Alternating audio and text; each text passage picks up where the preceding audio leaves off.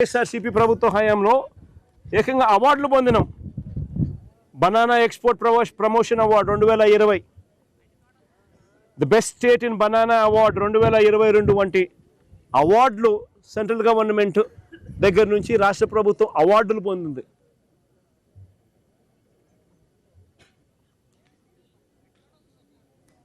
NCRB, ICAR, national research centre for banana, NCRB and association of banana exporters award. ఇటువంటి సంస్థలన్నీ కూడా రాష్ట్ర ప్రభుత్వాన్ని గొప్పగా చూస్తూ అవార్డులు ఇచ్చిన పరిస్థితి నుంచి ఈరోజు పరిస్థితులు ఇది. నిజంగా ఇలాంటి దారుణమైన పరిస్థితి చూడాల్సి వస్తుందని చెప్పి ఏ పొద్దు కూడా అనుకోలే. చంద్రబాబు నాయుడు గారి హయాంలో ఈరోజు అలాంటి దారుణమైన పరిస్థితి వస్తూ ఉంది. ప్రతి విషయంలోనూ చంద్రబాబు నాయుడు గారు ఏదైనా జరిగినప్పుడు డ్రామా చేస్తాడు. వెంటనే చేసేస్తాము, వెంటనే 10,000 మంది రైతులతో ఫోన్లో మాట్లాడాడు అంటాడు. వెంటనే ఇదిగో చేసేస్తున్నామని అంటాడు. మొన్న ఏమంటాడు, ఉల్లి రైతుకి ఏమంటాడు,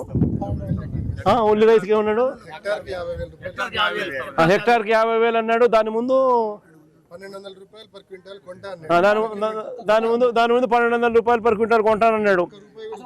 అది కొనలా. అది పోయి మళ్ళీ ఆ తర్వాత 50,000 రూపాయలు పర్ హెక్టార్కి ఇస్తాను. అది బాయా. ఆ తర్వాత scene cut. Chandrababu topic divert. మళ్ళీ ఏదో అంటాడు, టాపిక్ డైవర్ట్ చేసేందుకు ఏదో గుడిలో లడ్డు అంటాడు, ఇంకోటి అంటాడు. అయ్యినాడు ఆంధ్రజ్యోతి, TV5 డంక టాపిక్లు దాంట్లో డైవర్ట్ చేస్తారు. మళ్ళీ ఈ రైతులంతా మళ్ళీ రైతుల బతుకులు మళ్ళీ బస్ స్టాండ్. పొగాకు రైతులైనా అంతే,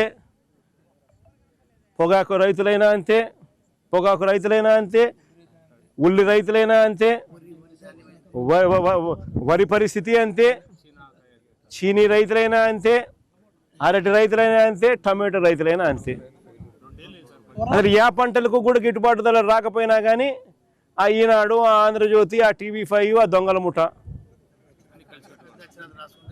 వీళ్ళంతా కలిసి రాష్ట్రాన్ని లూటీ చేస్తారు.